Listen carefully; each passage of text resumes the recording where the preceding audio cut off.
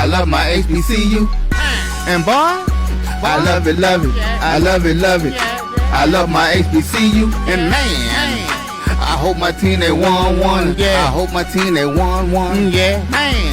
I hope my team they won one. I hope my team they won one.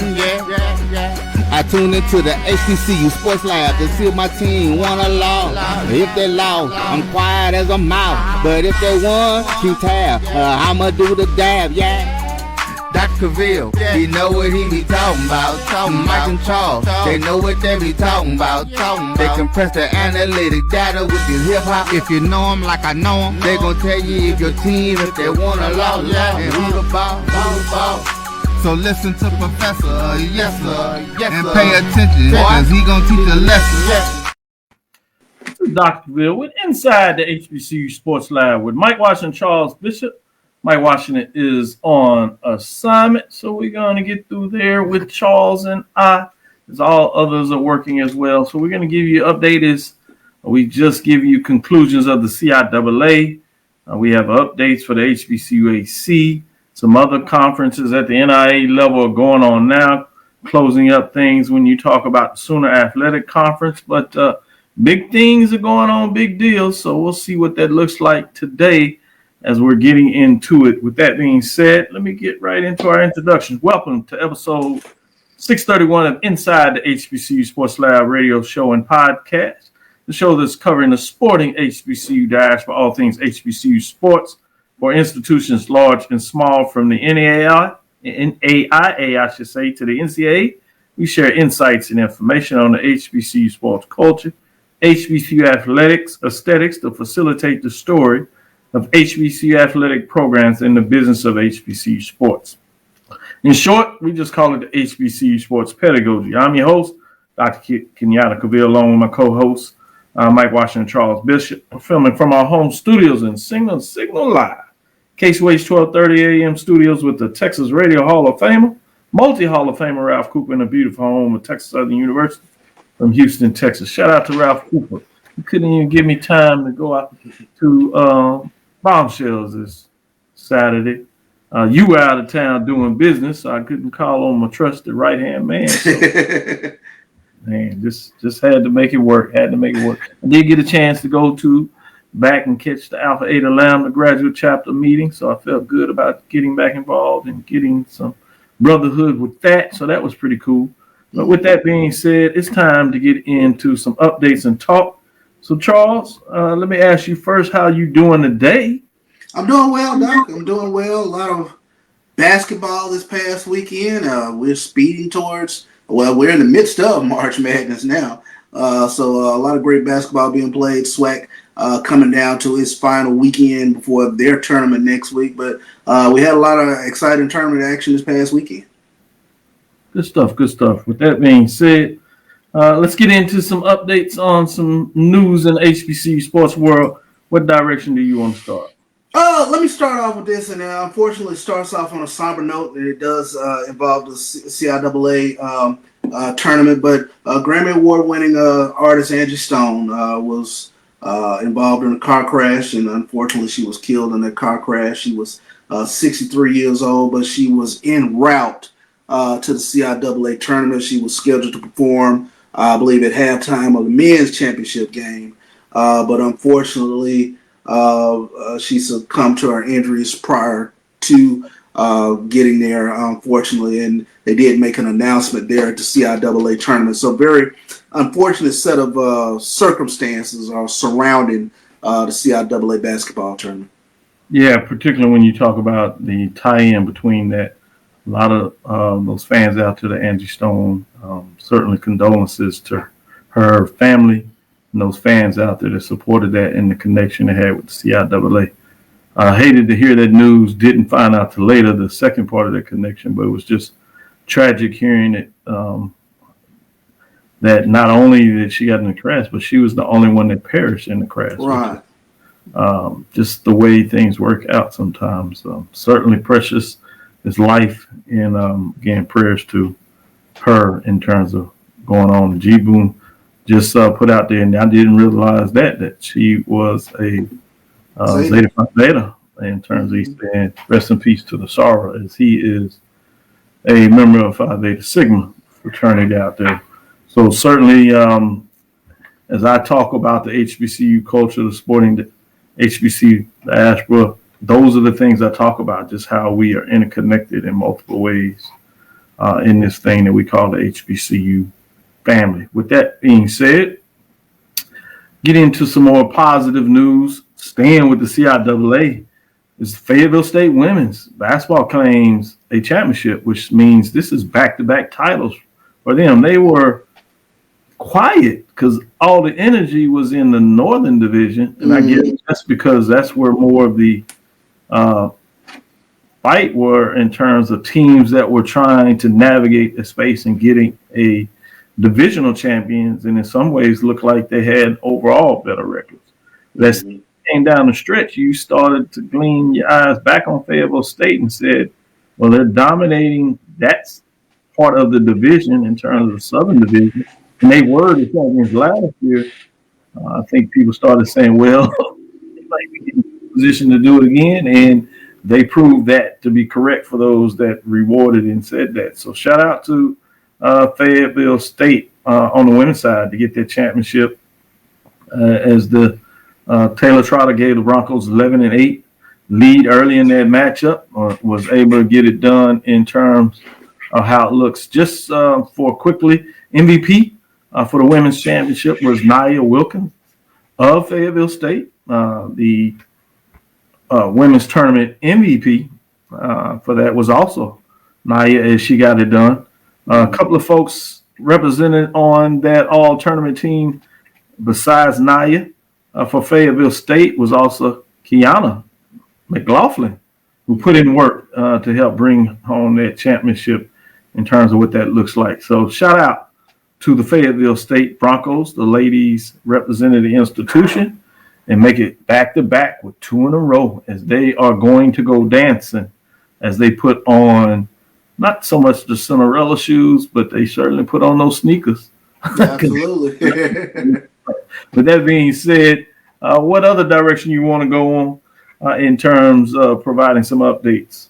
Well, let's stay with the CIAA as the Virginia State men's basketball team take home their first title since 2019 as they knocked off Bluefield State. The game was a back and forth affair that was filled with excitement. However, Virginia State found themselves on top and would go on to claim their first title since 2019, defeating the Big Blues 71-64. So Bluefield State, make mention of them. Yeah, surprise team in the tournament that got all the way to the championship game, and they had a really good championship game against Virginia State. Virginia State was able to pull it out in the end, but when you take a look at the championship MVP, it was Jacob Cooper from Virginia State. He was the CIAA men's tournament MVP, Food Line men's championship MVP. And then when you take a look at some of the guys on the CIAA men's all-tournament team, Elijah Davis from Bowie State, Rail Williams from Bluefield State, Keyshawn Smith from Virginia Union, Jarrett White from Virginia State, a lot of Virginia State representation, Peter Serba from Lincoln, Pennsylvania, Jordan Hines from Bluefield State, and Jacob Cooper from Virginia State, all on the CIAA men's all-tournament team. Good stuff, good stuff. I'm going to stay with basketball with some of these championships. I'm going to shift down south to the HBCUAC. Sherry's not there, so we'll start with women again. Philander Smith topped Wiley. Wiley out of Texas. I had a little tug, see if they could get it done, but not to be. Shout out to the number 4 seed after some of those early seeds got upset. Philander Smith got hot, and they continued to dominate as they went through the tournament, including a pretty solid victory over number 6, Wiley University. They defeated them 49-38 to capture what will be known as the inaugural 2025 HBCUAC Hope Credit Union Basketball Championship that was played on Sunday. It was at Stillman College at the Birthright Alumni Hall.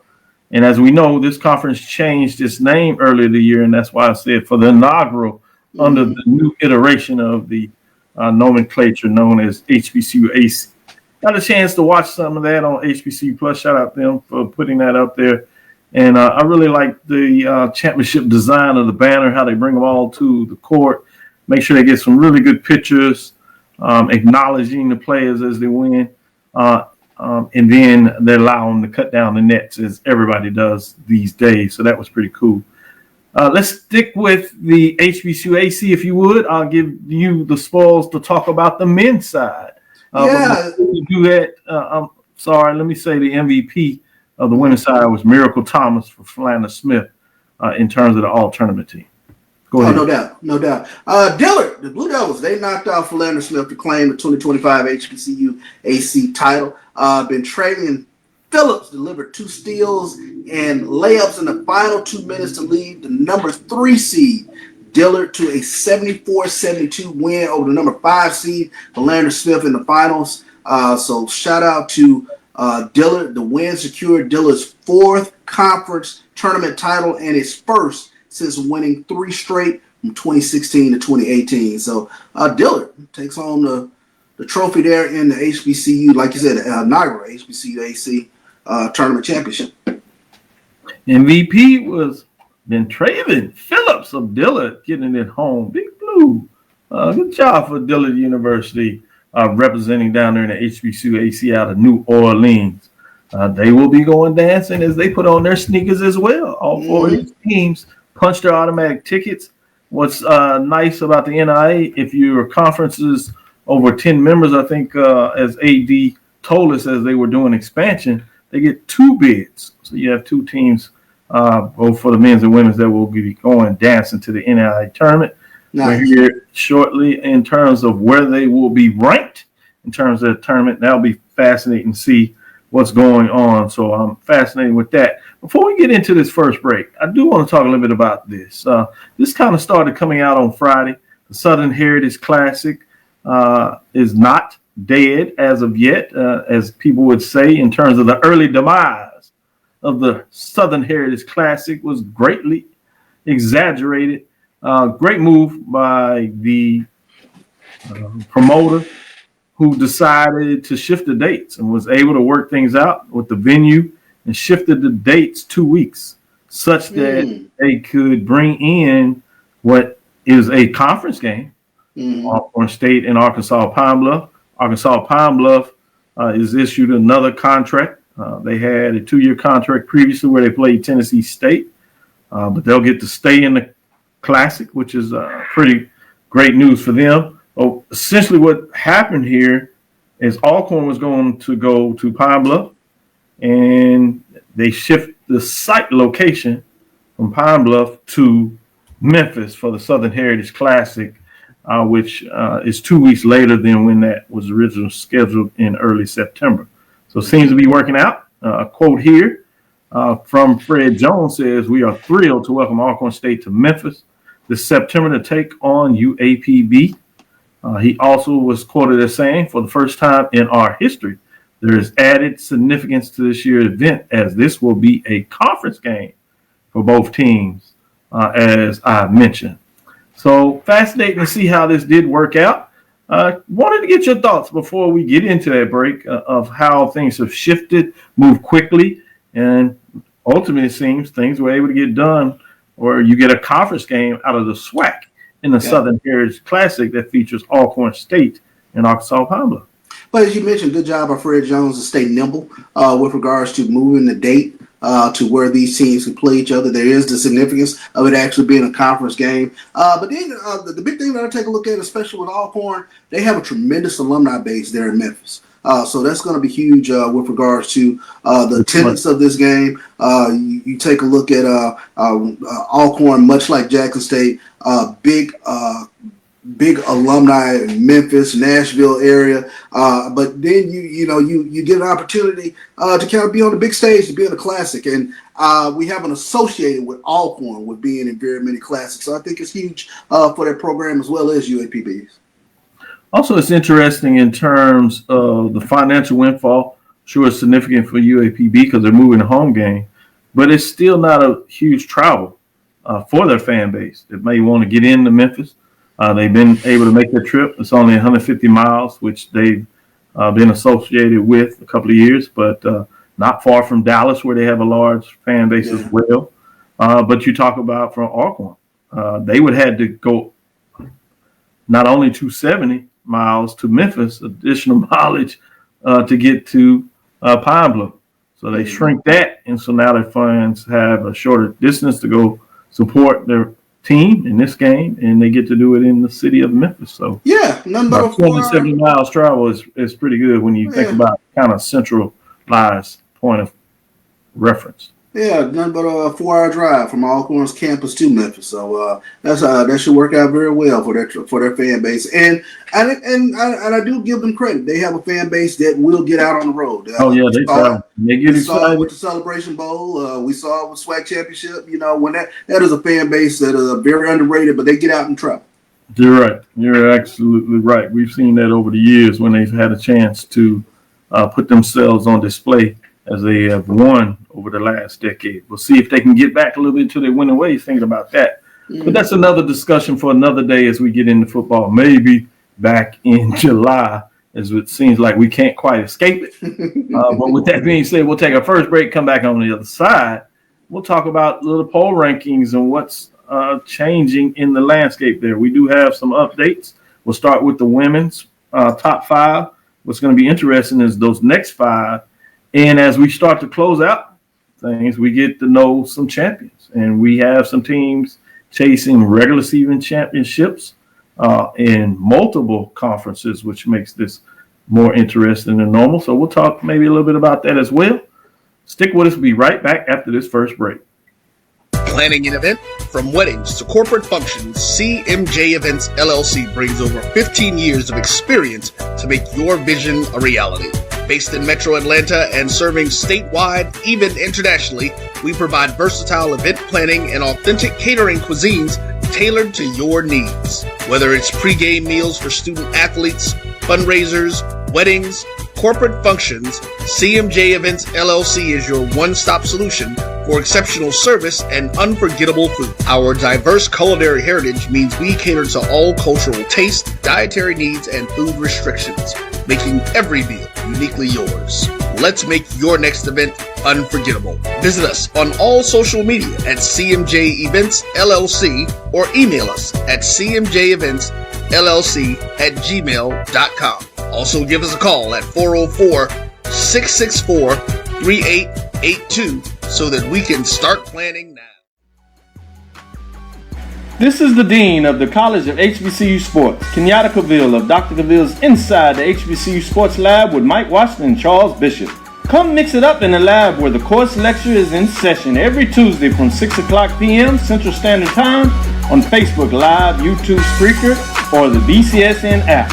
As we discuss all things about the HBCU sports culture, including exploring the week that was in the sporting HBCU diaspora, as well as the upcoming week of HBCU sports.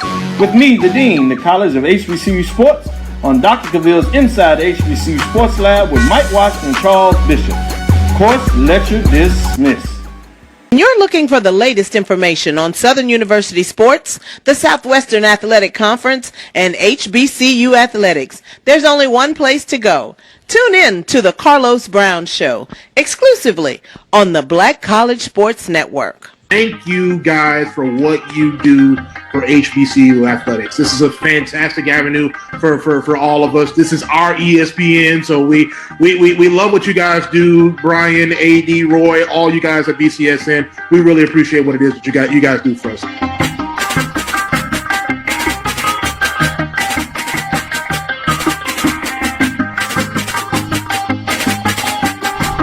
Press the analytic data with the hip hop. If you know them like I know them, they gon' tell you if your team, if they wanna lose, and who the ball. So listen to Professor, yes sir, and pay attention, cause he gon' teach a lesson. This is Dr. Bill with Inside the HBCU Sports Lab. Brandon has his gear on, Tennessee State representing. I like that. Welcome to the show, Brandon. Man, I'm glad I was able to hop on today. Good deal. Thank you for having me. Oh, it's always my pleasure. With that being said, we're going to get into the top 5 of the women poll rankings. See what your thoughts are there on that as you continue to be in the mix. Dropping out this week were Texas Southern Tigers. 13-4. We said they had a tough road trip. It was tougher than some people imagine as they dropped two. Particular one that I'm sure that really hurt in Jackson, where they looked like maybe they thought they escaped with a huge win. But with less than a minute left in the game, up 10, they faltered, and credit to Jackson State. They continued to play and push through them and end up getting the home victory for those Jackson State Tigers over Texas Southern Tigers that dropped them to 13-4 and out of the reach of what you would think would be a championship, as Southern has earned a share of that. And we'll talk a little bit more about them. But let's talk about those teams receiving votes. Receiving votes, Jackson State Tigers. They had 12-4, 47. They got the victory over Texas Southern. Game before that, they really probably had one of the shockers of the year. They lost to Prairie View, and it wasn't really close. But they are at the top receiving votes as they start to close down the latter part of the season. And that being said, we said Texas Southern Tigers dropped out, but they're still in the voting mix with 35. And then you get into the MEAC with Coppin State Eagles at 8-5 with 21 points, if you would. Grambling State Tigers at 10-6 with 16 points, and Alcorn State Braves close out the final five when we look at the total top 10 with 14. Let's get into the top five, where we do have a new entrance this week. Alabama Bulldogs, 13-3. They just continue to muscle through a season, 20 wins, and they're in the mix of where they will close down things this season. 51 points. They were not ranked last week, but Coach Thornton is getting it done in terms of what she's getting her ladies to get done on the court. At number 4, North Carolina A&T Aggies. This is interesting here. They are at 13-3, 62 points. They were previously ranked 3, so they dropped one. They split games this week, but they have the benefit as also Drexel, that was behind them a game, instead of being tied with them going down the stretch, they also lost. So they still have a one-game lead in terms of their conference standing in the CAA, known as the Coastal now, previously as the Colonial. At number 3, we have the Howard Bison, 12-1 on the season, 61 points, previously ranked 5. They just continue to win, very solid. Probably one of the quieter teams that has had a great season all year long. And they have a chance to make a major statement as they close out the season for a regular season championship. Co-championship it would be. But they move up 2 spots from number 5. At number 2, Southern Jaguars, 14-2. So you see they have a game up on Alabama A&M. They need one to close things out. They have a first place vote, 73 points, and remain at number 2. Number 1 is Norfolk State Spartans, and they're just rolling at 13-0. They add a first place vote to 7. They're at 80, and they remain number 1. But with all this work that goes in, they have that closing season matchup with Howard, which will be fascinating for everybody to watch. And I think anything is, most folks believe they're going to win the game. But can Howard even make it close? And they have that puncher's chance, and they somehow get the upset before we even get to the madness of the tournament. With that being said, I'm going to go with Brandon first, since he's joined us for this special occasion. Brandon, what do you think of the top 5 in week number 9?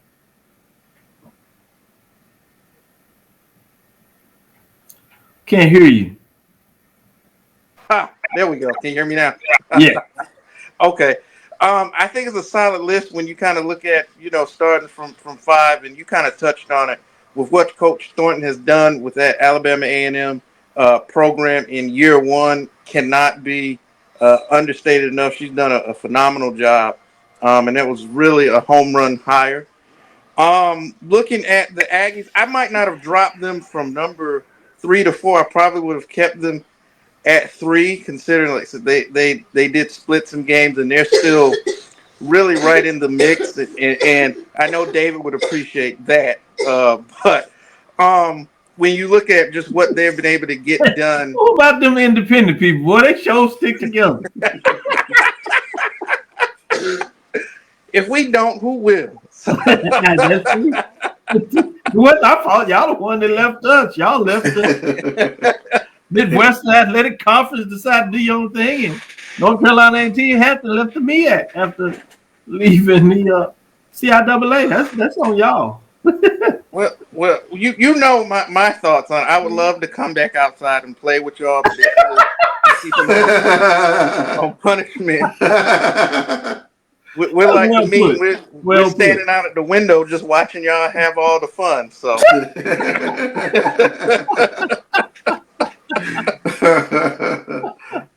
Oh, that's real good. Great comments on the top 5. In all seriousness, I think you could make the argument for North Carolina A&T, but at some point, when you lose, I mean, there's not too many places where you get credit for losing. Yeah. So, with that being said, at the end of the day, win the conference, make that statement, and then you'll see how the polls react to crowning the championship. But again, people forget this is week to week. We don't have an overall poll rankings. And the other thing that I think people forget about is Howard had like 7 D1 wins. Yeah. I know that's been a long time ago. A&T, while they had injuries, they didn't get but 2 Division I victories. So you can't just put everything on saying this coastal conference is all that, because you had a chance to show some of that in your non-conference schedule, which you did not do. And so I think when you look at the totality, where you start and how you built up, and then you go week to week, I think you have to be careful about the biasness that you have, that you put everything on just because you're in a conference, as conference play is conference play regardless of the teams you play, because everybody's equal at it. So the equal challenge among teams is the same per conference, not in terms of how you would rank a team going into a tournament seeding. That would be something different. Charles, your framework in terms of the top 5, after I put a little more mustard on that, to use a phrase.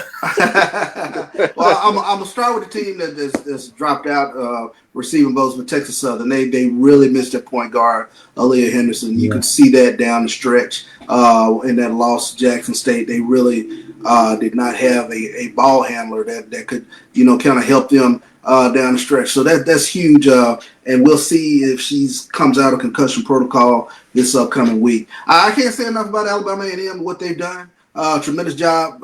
20 wins on the season.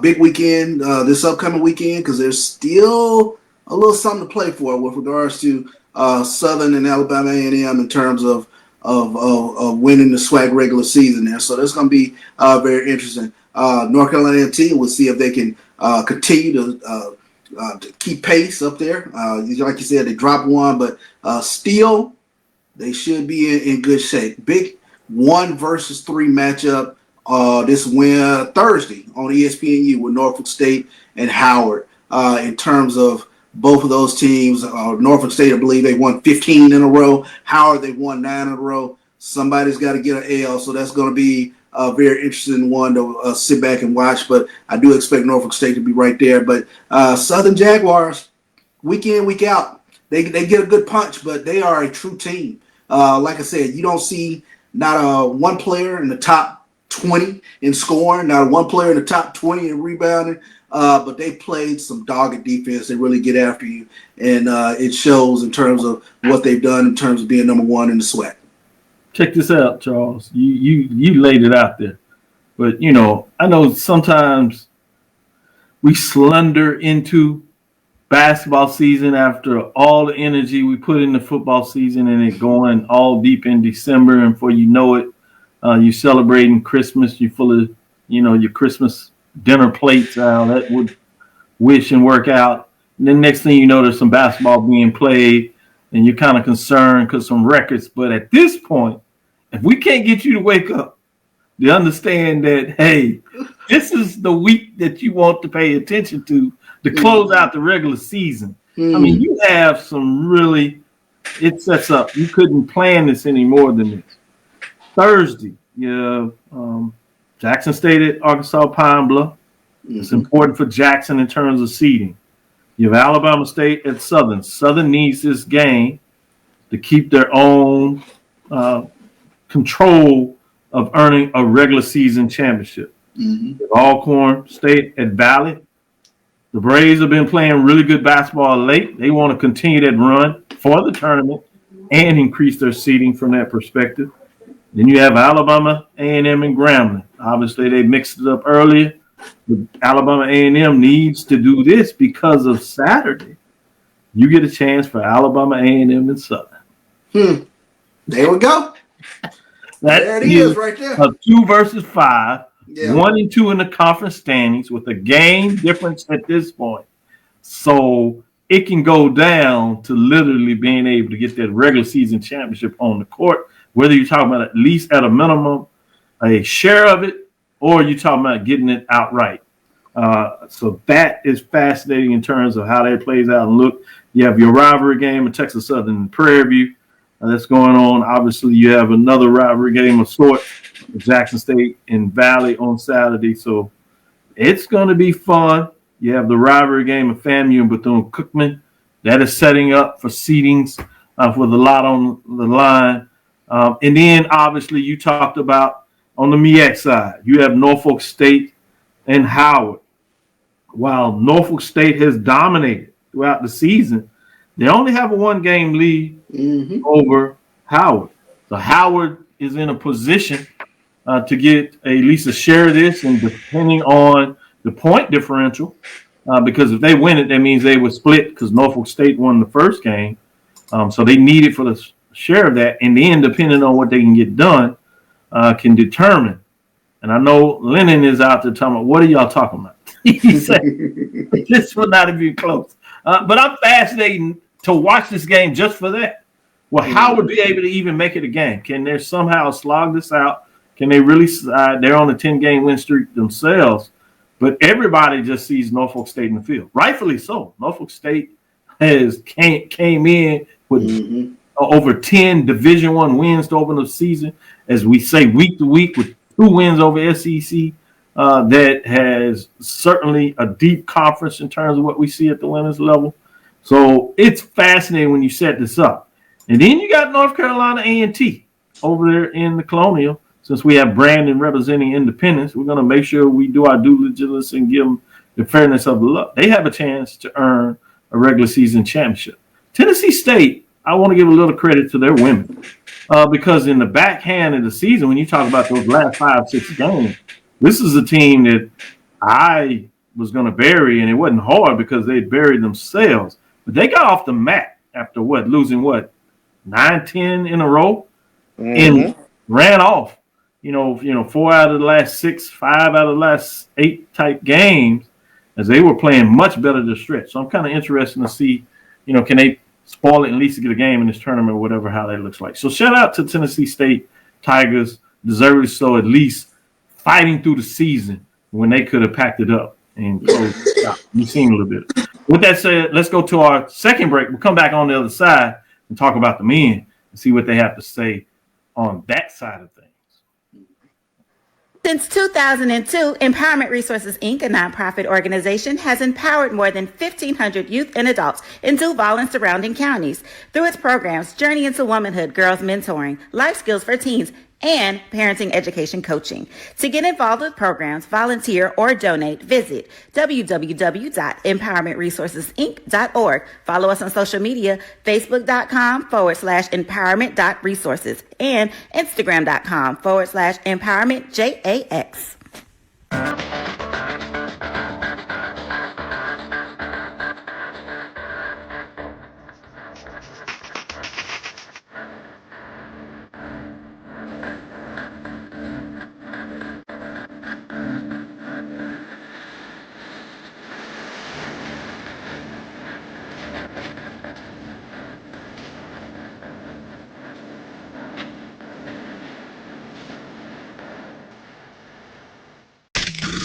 The human voice has always connected audiences with experiences. Major brands all across America have trusted CAVIL'S voice time and time again.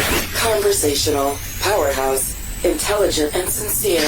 That's the voice you need for your creative marketing process. KEAVERSVOICE.com. CAVIL'S Voice, CAVIL'S Voice, CAVIL'svoice.com. Always on, all the time. It's never too early to plant the seed, to share the tradition, and instill a sense of pride in your HBCU with your little ones.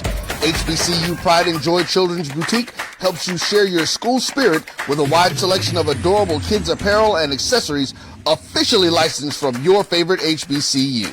Visit hbcupridejoy.com and follow us on all social media at HBCU Pride Joy on Facebook and Twitter. When it comes to professional learning, teachers deserve better. From the leader in online learning, Stride brings you the Stride Professional Development Center, an on-demand library of mobile-friendly courses that gives teachers choice and flexibility, allowing them to learn anytime and anywhere. Our dynamic courses provide bite-sized learning and help educators advance their knowledge while also gaining professional development hours. It's time you take charge of your learning. Visit us today to get started. Compress the analytic data with your hip-hop. If you know them like I know them, they gon' tell you if your team, if they wanna lose, and who the ball. So listen to Professor, yes sir, and pay attention, cause he gon' teach a lesson. This is Dr. Phil with Inside the HBCU Sports Lab. Let's look at the men's side of things. No one dropped out, but still a lot of excitement, a lot of movement on the men's side, although a team didn't drop out. And that's including for those top five as well as those bottom five. So I'm fascinated to see. So let's start with that team that nobody dropped out. We'll start with the ranking, looking at that. And then we'll get into those receiving votes. When we talk about receiving votes, think about these five. We have Texas Southern Tigers that are 11-6. You have Tennessee State Tigers right behind them at 12-8. They've won 6 out of the last 8. This is a program that was fascinating to me. With a rich Charles, just check this out. Brandon knows this. I know you've been focusing because you've been studying, calling your game. But this is fascinating to me. This team finished 12-8. They won 6 out of the last 8. We talked to the AD when we were talking about football, and they were on a hot streak. At that time, I think they won 5 out of 6. They lost a couple after that, and I was like, oh, they're buried again. They finished 12-8. But guess what? They're seeded in the tournament, Charles. Where are they seeded? They're 3. Wow. They finished 3. The SEMO, they won the conference, was 15-5. Wow. SIUE is 13-7. They finished second. So they advanced all the way to the quarterfinal. So not only are they hot, but they got so hot they jumped up to a 3 seed because everybody else literally beat all the teams. And they play a 20-game conference schedule. So you playing everybody on the way. Yeah. So they playing like you see at the Power 4. I like to say Super 2 and Power 2. In terms of that, but just give you some magnitude. I just looked at it, it amazed me. I was like, I don't know what to think about these State Tigers. I'm fascinated. I'm gonna keep an eye. They're tournament this week, so you can kind of get a like that. sort of early mix. I'm wondering what that is. Then you have Alabama State points at 10-6. Exactly. Alabama State at 10-6. They're 30 there in the mix. FAMU. Florida A&M Rallies at 10-7, 26. They had a tough home streak. It looked like they will sneak in and get that puncher's chance against Southern and at least make things really go down the stretch. And interesting is set it up for a big weekend with Southern to see if they can finish it up. But Southern does what they do on the road, and they found a way to tangle those Rattlers, as even the Rattlers had a late 1-point lead with 3-some minutes left in the game. Southern finds a way to get some big basket, big stops, big three, and they win it close, but they win it, and that's what counts when it goes in the column. So shout out and kudos to Carlos as we've recognized him as they've won a championship. And let me tell Carlos, forgive me, because I thought the Rattlers were going to make a move and get it done, but no. Alcorn State Braves at 9-7 close it out in terms of the top 5. That being said, let's get into, the bottom 5. Let's get into the top 5. Looking at the top 5, this is some interesting. We might shake this up and see what they talk about. Norfolk State Spartans, they fall from 2 all the way to 5, 10-3. But they took 2 L's this week, including the South Carolina State that is in a tie with them in first place in the conference. I'm just like, what? happened in the MEAC this weekend. Chaos took place, so it will go down the stretch. This last game means everything now, and it'll be fascinating to see what that looks like when South Carolina State hosts North Carolina Central, which is a classic. Ooh. They went to overtime earlier, border rivalries as you would.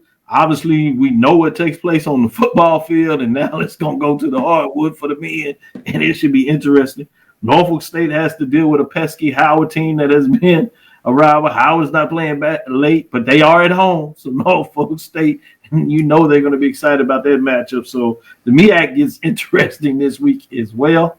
But heading to number 4, we have the Bethune-Cookman Wildcats. They sit at 12-5, 68 points, and they move up a ranking at number 5 as they got it done against the Louisiana team because they got the win over Southern. They got the win. Things at least more interesting going into Monday, but they got that win at home, big win, and then they came back and backed it up against Grambling. So Bethune-Cookman Wildcats are hot right now. They've won 4 in a row. They sit at 12-5, and they have locked down the position in the top 4. I think the 3 spot is locked in for them in the tournament. So it'll be interesting to see as one of the Florida schools not only get in the tournament, but they get in as one of the hottest teams out there. And this Florida school is the Bethune-Cookman Wildcats, the only private school in the conference as they represent for the few private schools at the HBCU-wise and at the Division I level. We'll see what that looks like. At number 3, Jackson State Tigers quietly are running. In fact, not quiet. Somebody gave him a first place vote. Charles, 12-4, 89.3. Remaining number big win as they got it done. Texas Southern and Prairie this weekend. And number 2, you have South Carolina State Bulldogs. I've talked a little bit about them. They are playing some good basketball. Many people early did not see this team, but a couple of folks out there told us to keep your eyes on South Carolina State. So they're a really good team playing some good basketball. They had 10-3, 3 first place votes, 101 points.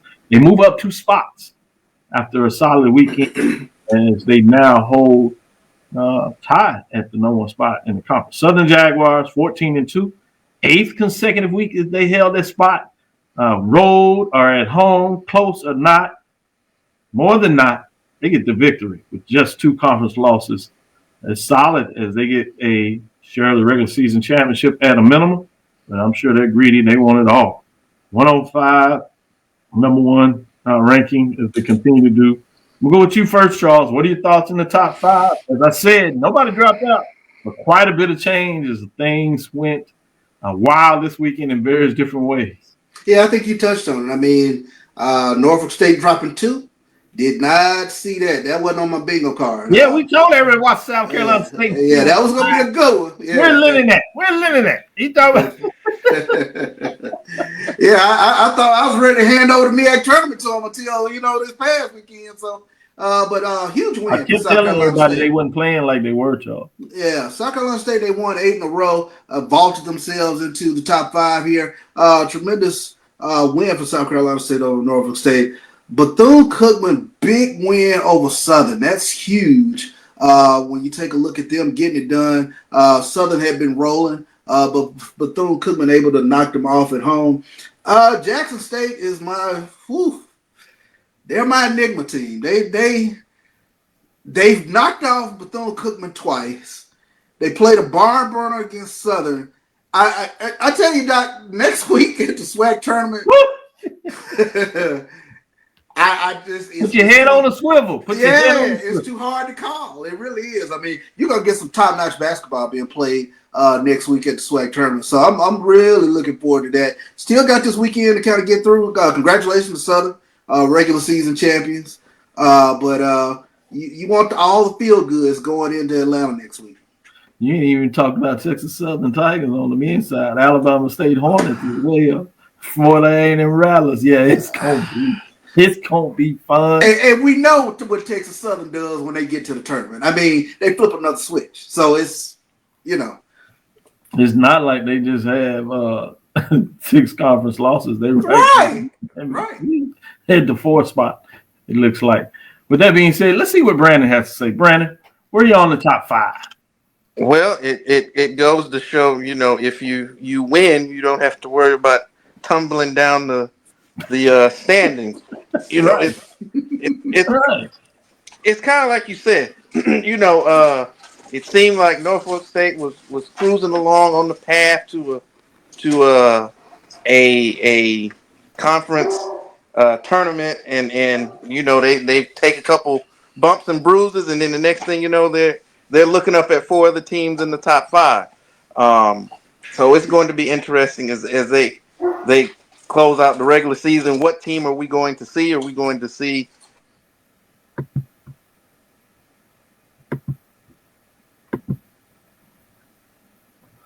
Your volume went out real quick, Brandon.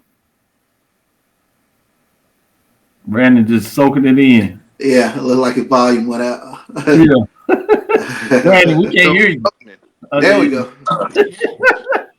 Okay. You got that chili lean, man. You hit the volume real accurately.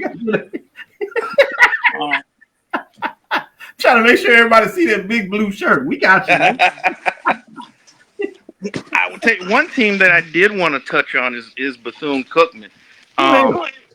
And just the job that Coach Theus has done since he's been there. Steady improvement. They're 15-15 this year, so they're one of only 2 teams in the conference that has a 500 or better overall record. 3rd in the conference, so he's doing a tremendous job, and they're going to be, I think, a very dangerous team. Very, very much so. We head into the tournament. They're going to be one of those squads that you do not want to play. But outside of that, I mean, when I look at it, and I think the same could be said of South Carolina State.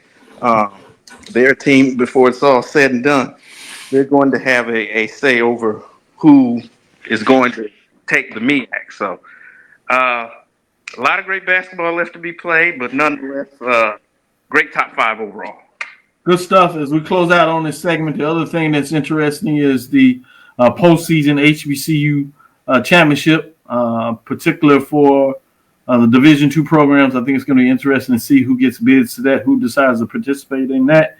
And then obviously you have, with this ranking, you have some teams with only one team getting out of the MEAC and the SWAC, obviously. You have a lot of deserving teams that certainly could have a chance in terms of first season. So I'm interested to see that that tournament has some legs to stand on with some of these teams coming in. Absolutely. Participate in that. With that, let's take a last segment, come back on the other side, talk a little bit about going into the SIAC tournament, as we'll have AD join us. And so we can ask and pepper him with some questions, his thoughts on the SIAC tournament, y'all. With that, we'll be right back after this last break. Let's face it, shopping for insurance can be time-consuming. That's why when it comes to your auto, home, and life insurance needs, make things simple and trust the experts at Allstate. They will help you get the coverage that fits your needs while helping you bundle your life, home, and auto policies. Bundling saves you money, sure, but it also saves you time, so you can enjoy the things that matter most even more. Contact me, Tammy Haynes, your local agent, for a free personalized insurance quote. Allstate, are you in good hands? There's a shot. To right. It could be. Right field. Grand slam. What a shot. That's how you get hot, young fella. Thank you guys for what you do for HBCU athletics. This is a fantastic avenue for all of us. This is our ESPN, so we love what you guys do, and all you guys at BCSN. We really appreciate what it is that you guys do for us. Are you hungry for authentic Caribbean food like jerk chicken, oxtail, red snapper, shrimp, tofu, and rasta pasta? Well, find your way over to Mango's Caribbean Restaurant, 180 Auburn Avenue, right next to Royal Peacock in downtown Atlanta. Them belly full, but we hungry. Mango's Caribbean Restaurant, open daily from 11 a.m. to 10 p.m. And on Friday and Saturday, we're open till 4 a.m. Come to Mango's and put some spice in your life. Oh, we've got a good thing going. Mango's Caribbean Restaurant, 180 Auburn Avenue, right next to Royal Peacock in downtown Atlanta. For more info or directions, call 404-698-3992 or log on to mangoscaribbeanrestaurant.com. For instant coupons, text MANGOS to 313131. Tell your mama hungry, Papa hungry, brother hungry. Mango's Caribbean Restaurant. Authentic Caribbean cuisines. Open up the door, tell them I'm hungry. The Cuvée Group is a Florida-based marketing and training consulting firm. We help businesses communicate to their target audience and engage them in conversation. We also help to expand their audiences, which will ultimately result in growth for those organizations. In addition to being a certified constant contact specialist, my colleagues and I are also certified in John Maxwell Leadership Principles. We use these proven principles to conduct workshops, training, and private coaching sessions for individuals and companies looking to take things to the next level. Contact us to schedule a free consultation. Issues today, don't delay, call Cuvée. Compress the analytic data with your hip hop. If you know them like I know them, they gon' tell you if your team, if they wanna law, and who the ball. So listen to Professor, yes sir, and pay attention, cause he gon' teach a lesson. This is Dr. Bill inside the HBCU Sports Lab. So we have Brandon here. Look like we're going to try to get Drew in here to talk a little bit about it, but maybe he's still working to see if he can get in here.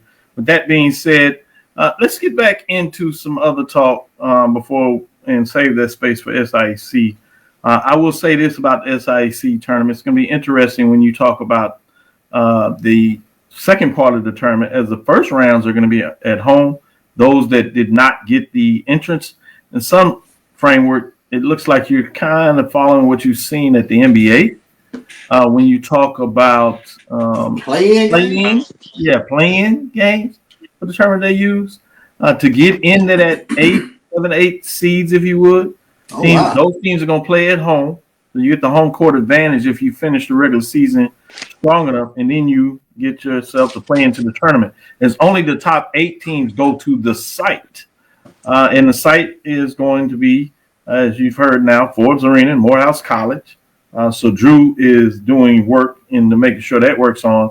But when you listen to the dialogue, shout out to HBCU Game Day with the interview of the commissioner of the SIAC, Dr. Holloman. He talked about the fact that it's a co-hosting site with Clark Atlanta hosting a lot of activities. So some activities besides the games will be at Clark Atlanta, where they'll have some ceremonies celebrating a lot about the tournament. And then you have the actual game that will be hosted at Morehouse College. So I'm fascinated to see how that mix kind of puts together and how that all goes in. It's not over there. But with that being said, any general thoughts going into the tournament? Obviously, you have Clark Atlanta on the men's side. They finished first in the East Division. They were number 1 out of the West Division is Miles. And you've seen this happen on both sides. As the women also have Clark finishing first on the East, and then Miles women finishing first on the West. So I'm interested to see, can we get the double-double from either Clark Atlanta or Morehouse, or if you would, Miles College, where you get a split, or will you get some upsets? Any just general thoughts in terms of going in the tournament, who you're looking at, Charles? Well, I think I noticed with the HBCU AC tournament, you had, I believe, the 3 and 5 seeds that were playing in the championship game. So it kind of jumps out at you like, you wonder if you're going to get a little bit, like AD loves to call it, a little bit of chaos in the tournament. You got some teams. Edward Waters, they won 7-3 down the stretch. Allen won 6-4 down the stretch. Clark 9-1 down the stretch. I'm on the women's side, talking about on the women's side. But then in the West, Miles and Tuskegee bunched right there together. So it'll be really interesting to see, kind of, do we get a little bit of chaos, or is there, that enigma team that I like to call them, that just cause all sorts of mess in the tournament? See how much fun that is. Brandon, I want to shift gears a little bit. I want to take you back. First part of the segment, we opened about Southern Heritage Classic with Arkansas Bluff getting back in that class. They're going to face Alcorn. Obviously, Tennessee State pulls out, but then you have the Tennessee State with the rival Alabama A&M, a rekindling of that game. What are your thoughts on the Southern Heritage Classic being able to stay in the mix? Now they have a conference game. with Alcorn State and Pine playing in that. What are your thoughts in terms of what that looks like?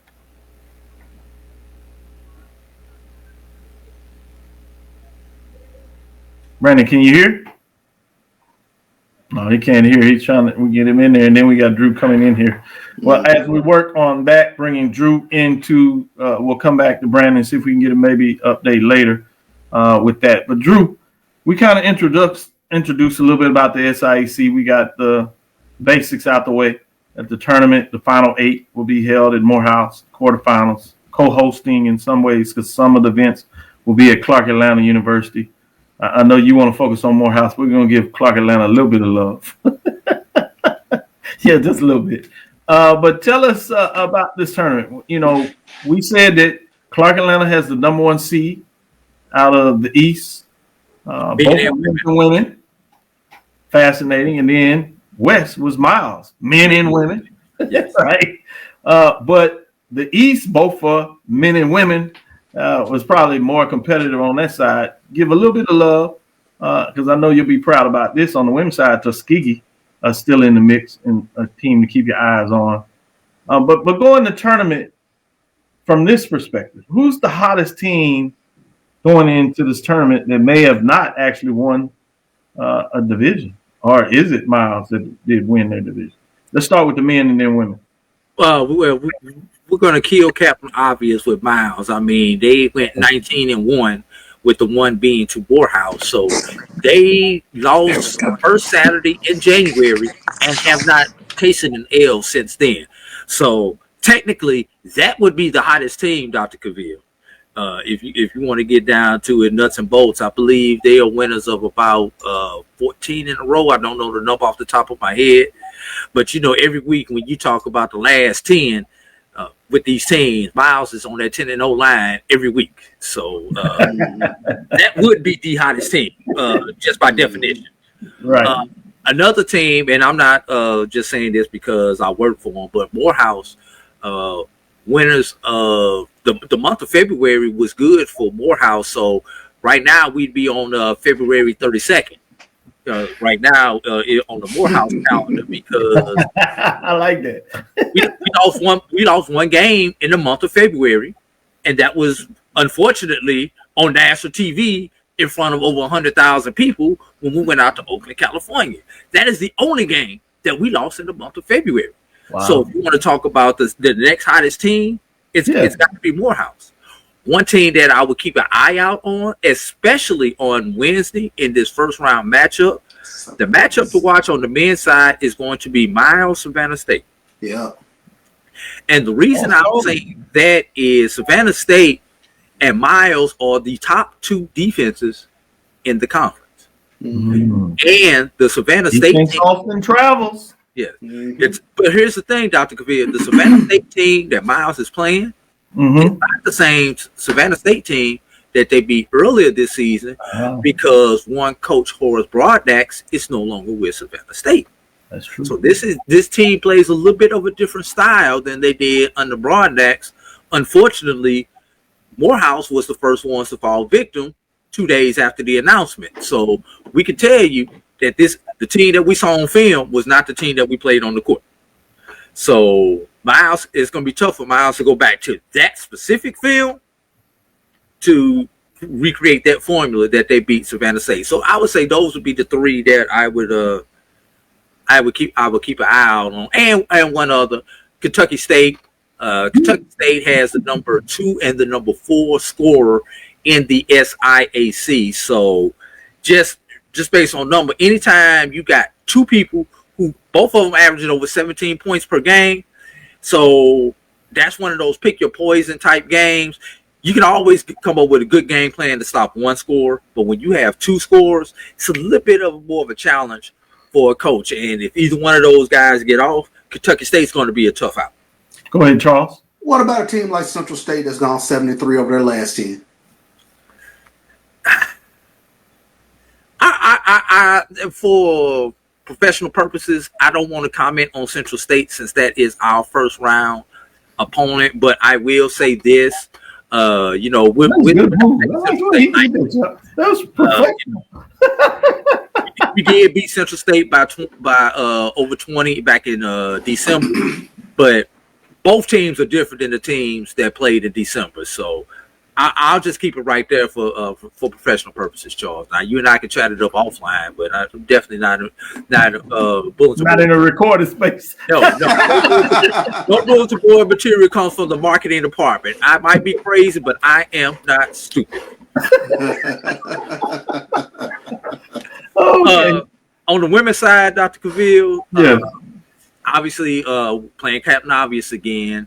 Clark Atlanta and is one of the hottest teams. They were the first ones to clinch. They clinched probably 2 weeks ago, if I recall correctly. So Clark Atlanta is definitely a good team. They're a team who can go get it offensively versus Miles, who is at the top of the conference defensively. So should those two meet up in the finals, that's going to be a great clash of style right there between those two teams. Obviously, Tuskegee is a team. Tuskegee's been burned with slow starts and good finishes, but sometimes their slow start has hampered their finish. They've not been able to overcome that slow start. But Tuskegee gets off to a good start. There'll be another good team to look out for. Savannah State impressed me the other day. They've only got 8 active players due to injuries and attrition.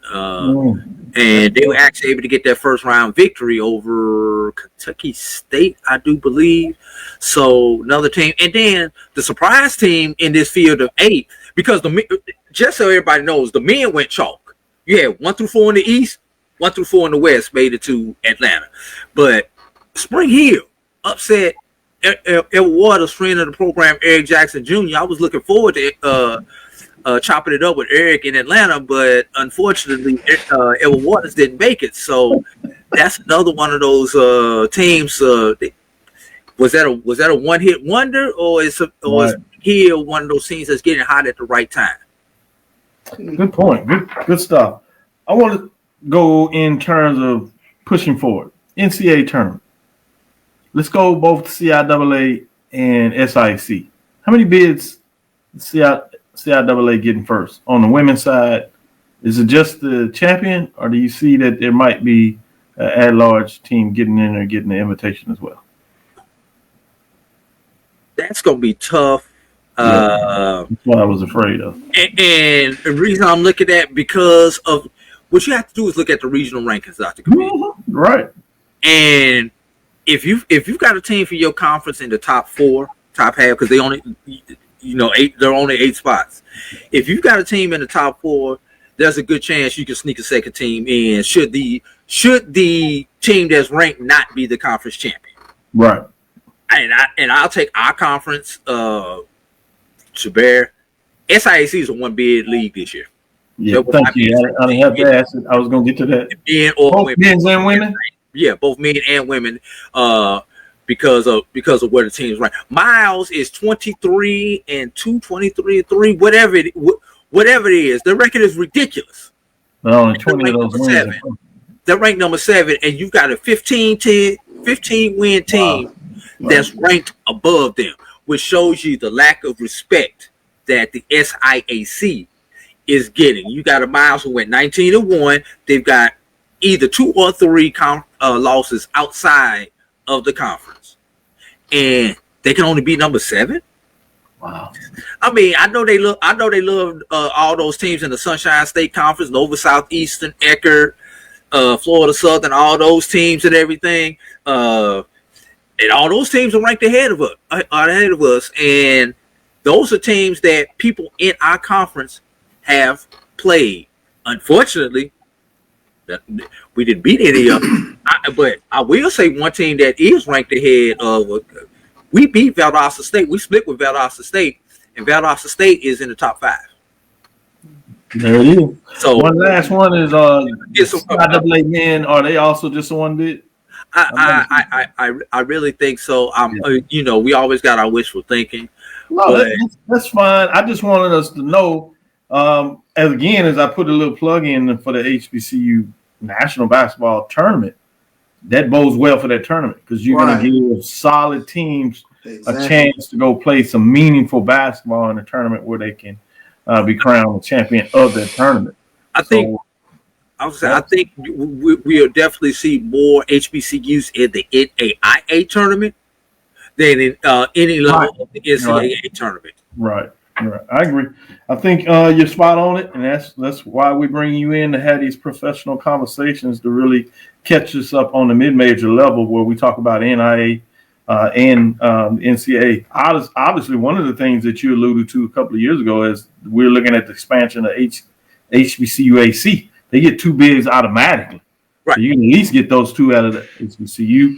Langston should get a bid, both men's and women's, in terms of their tournaments, regardless how they finish.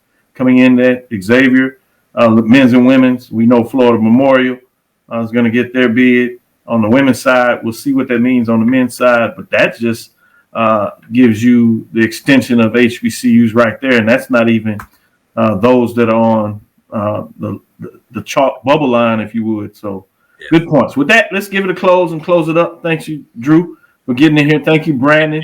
And I wish I would have saw your text earlier, Dr. Cavill. I actually would have chimed in from the office, but I didn't see the text that I got in the car. And I'm not gonna lie to you, Doc.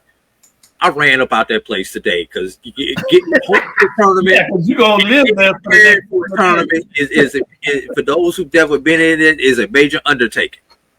Look at that! Look at that! One of the twins. It's hi to your viewership out there. Yeah, he's an HBCU fan early. Thank you for listening Inside the HBCU Sports Lab. Make sure you share our podcast with your friends and colleagues. I am Dr. Kenyatta, the Dean of HBCU Sports, coming from inside the lab in the College of HBCU Sports with Mike Watts, Charles Bishop. Today we had none other than Brandon King representing the Indy Report, AD Drew giving us some love on the mid-majors, representing Morehouse. Again, we want to thank you for listening to Dr. Bill's Inside the HBCU Sports Lab. Morehouse Baseball is getting into gear in terms of what they do there with Mike Watts and Charles Bishop. Every Tuesday and Thursday we'll be back. 6 o'clock. We'll be giving you some updates and some basketball going down the stretch. We'll have one eye on that, one eye and a mouth talking to you as we do that as well. Follow me, Dr. Kenyatta, on Twitter, Facebook, and Instagram. That's DrKenyattacavil. Inside the HBCU Sports Lab on Facebook and YouTube. Dream big. Continue to move forward. We will talk with you soon. Charles. Of course. Drew. I think he said lecture. Yeah. Brandon. Dismissed.